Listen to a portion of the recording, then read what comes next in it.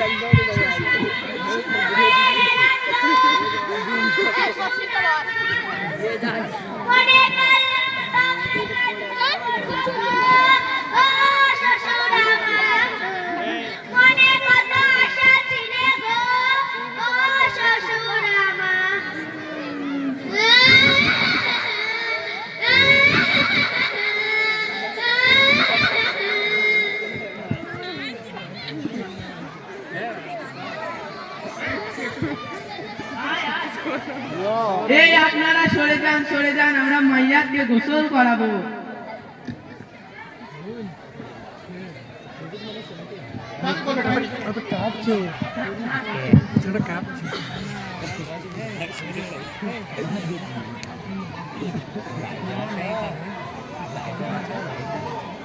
Number 1, হাঁটু থেকে নাভি পর্যন্ত ঢেকে দেওয়া এবং কাপড় খুলে নেওয়া।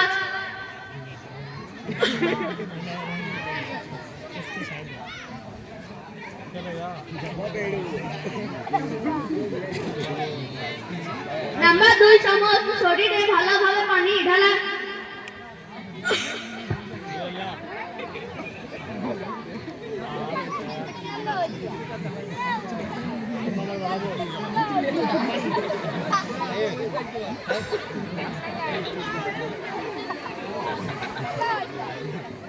পানি ঢালার পর সাবান দেওয়া মাথাতে এবং সমস্ত শরীরে ভালোভাবে।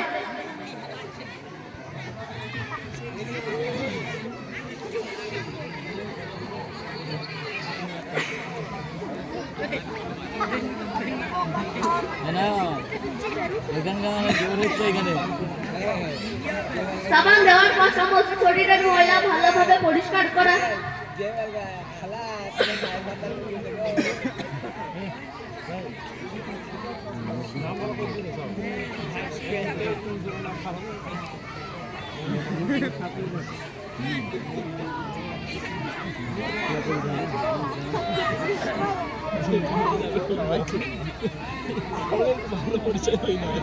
তারপর তল গোসল দেওয়া।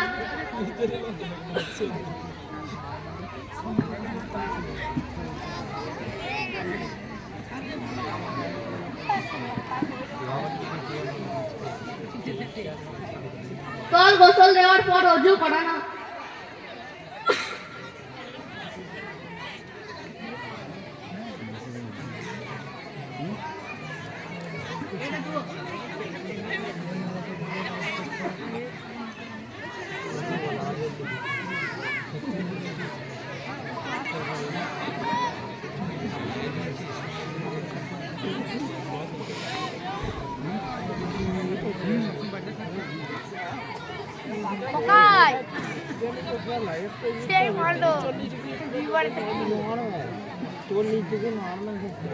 অজু করানোর পর সমস্ত শরীরে ভালোভাবে পানি ঢালা।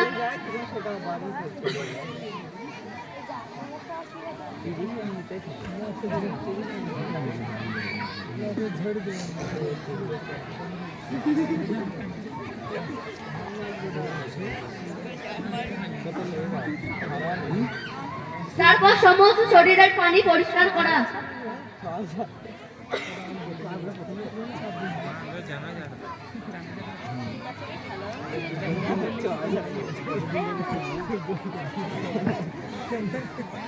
তারপর কাপড় পরানো, ছেলেদের জন্য 3টি, মেয়েদের জন্য 5টি।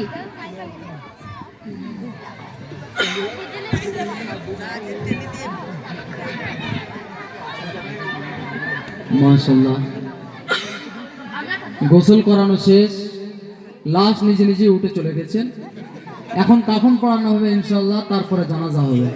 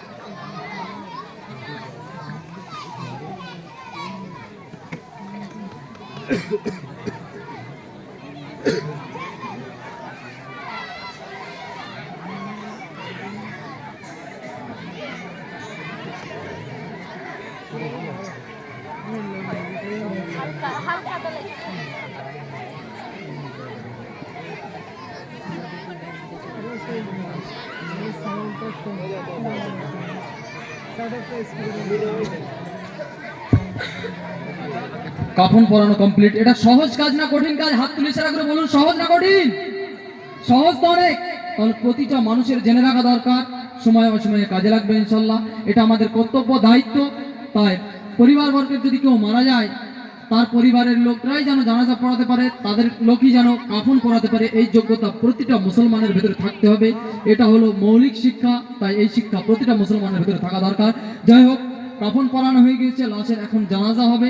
তো জানাজার টিমকে আমি মঞ্চে নিয়ে আসার জন্য আহ্বান জানাচ্ছি। খাটিয়া শাহিন গ্রুপ মঞ্চে আসার জন্য আহ্বান জানাচ্ছি খাটিয়া নিয়ে। এই মিছে দুনিয়ায় তুমি থাকবা কতদিন, এই মিছে দুনিয়ায় তুমি থাকবা কতদিন, হঠাৎ করে উঠবে যে, হঠাৎ করে উঠবে যে চলে যাওয়ার দিন, এই মিছে দুনিয়ায় তুমি থাকবা কতদিন।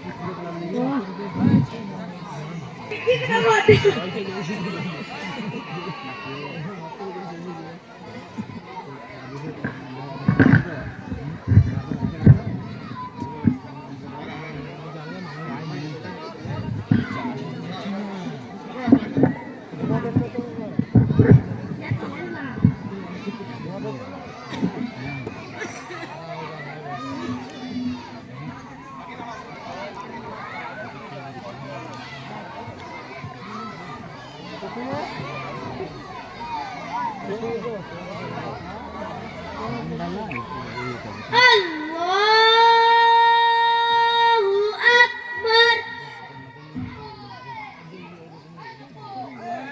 সুবহানাকা আল্লাহুম্মা ওয়া বিহামদিকা ওয়া তাবারাকা ইসমুকা ওয়া তাআলা জাদ্দুকা ওয়া জাল্লা সানাউকা ওয়া লা ইলাহা গায়রুক। আল্লাহু আকবার। আল্লাহুম্মা সাল্লি আলা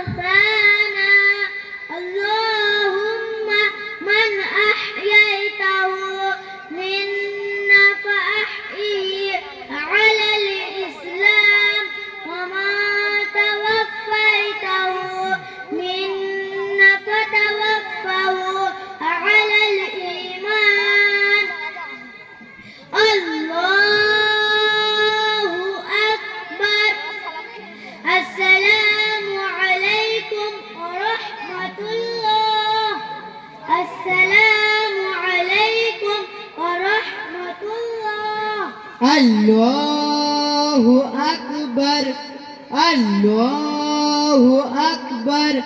আসসালামু আলাইকুম ওয়া রাহমাতুল্লাহ, আসসালামু আলাইকুম ওয়া রাহমাতুল্লাহ। মাশাআল্লাহ, খুবই সুন্দরভাবে জানাজার নামাজ সম্পূর্ণ হলো। একটা নতুন জিনিস আমরা দেখতে পেলাম এখানে, তাই না? নতুন জিনিসটা দেখতে পেয়েছেন আপনারা সবাই, লক্ষ্য করেছেন সবাই? তো একদম শেষে আসলো তাকবীর ছেড়ে যাওয়ার পরে, এবং শেষে কি করতে হবে এই বাচ্চাটা আমাদেরকে বোঝালো। আমরা নামাজ ছেড়ে গেলে জানি কি করতে হবে, নামাজকে আমাদের পড়ে নিতে হয় যে কয় রাকাত আমাদের ছেড়ে গেছে। কিন্তু জানাজার নামাজতেও রুকু সেজদা নেই, তাহলে ওখানে আমরা কি করব? ওখানে এই বিষয়টাই করতে হবে যেটা এই বাচ্চাটা করে দেখালো। যে কটা তাকবীর ছেড়ে যাবে সেই তাকবীরগুলো দ্বিতীয়বার তাকে দৌড়ে নিতে হবে এবং জানাজার নামাজ সম্পূর্ণ করতে হবে। তো এই নতুন জিনিস আপনাদের সম্মুখে আসলো। আল্লাহ পাক রব্বুল আলামিন আমাদের ঘরে ঘরে এরকম সন্তান তৈরি করে দিক, যে সন্তান তাদের পরিবারবর্গের যে কেউ মারা যাবে তার শেষ বিদায়টা যেন নিজে দিতে পারে। আল্লাহ পাক রব্বুল আলামিন আমাদের প্রতিটা ঘরকে কবুল করুন, প্রতিটা বাচ্চাকে কবুল করুন। একটা বিষয় আমি বিশেষভাবে ওলামাদের দৃষ্টি আকর্ষণ করছি, যে সমস্ত ওলামায়ে কেরাম এখানে উপস্থিতি দিয়েছেন, আল্লাহ পাক রব্বুল আলামিন তাদের মূল্যবান সময়কে কবুল করুক।